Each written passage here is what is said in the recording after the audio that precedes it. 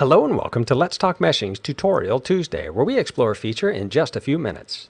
In this week's video, we're discussing the Preferences tab, specifically the three options known as Project File, Scripting Languages, and Overset. Let's start by opening up Pointwise. You can bring up the Preferences tab by going to the Edit menu, and then scrolling all the way down to the bottom where you see Preferences. Go ahead and click on Preferences. I have two special notes on this. First, if you're on a laptop with a small screen, you may see this option up near the top because some long menus scroll back up to the top because they've run out of room. Secondly, on a Macintosh, you can find the Preferences option under the Pointwise menu. We're interested in the three bottom checkboxes shown here: Project File, Scripting Languages, and Overset. First, let's look at the project file frame.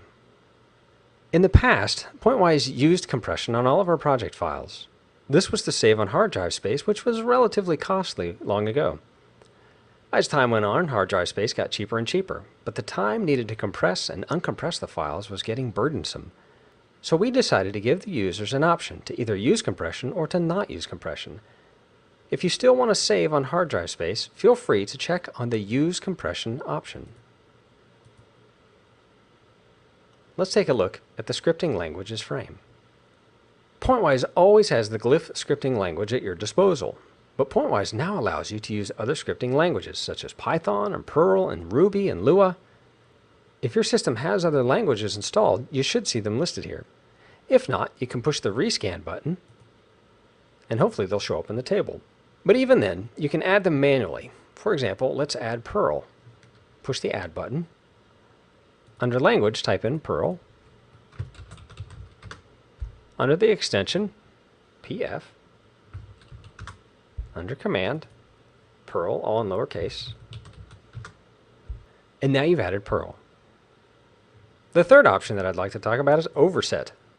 Use these settings to set up your Overset assembler. For example, you could be using Pegasus or Sugar++. In the first text box, you can tell Pointwise where to read and write the assembly files. Also, you can tell Pointwise whether it's running remotely or locally. Right here, the default server hostname. This tells Pointwise where to look when it's running the assembler. And of course, the default server port, in this case 8825. If you like this video, be sure to click the thumbs up button and subscribe to our channel for more videos like this. If you have any questions or comments, drop us a line down below or connect with us on Twitter, which is linked in the description. Thank you all and have a pleasant Tuesday.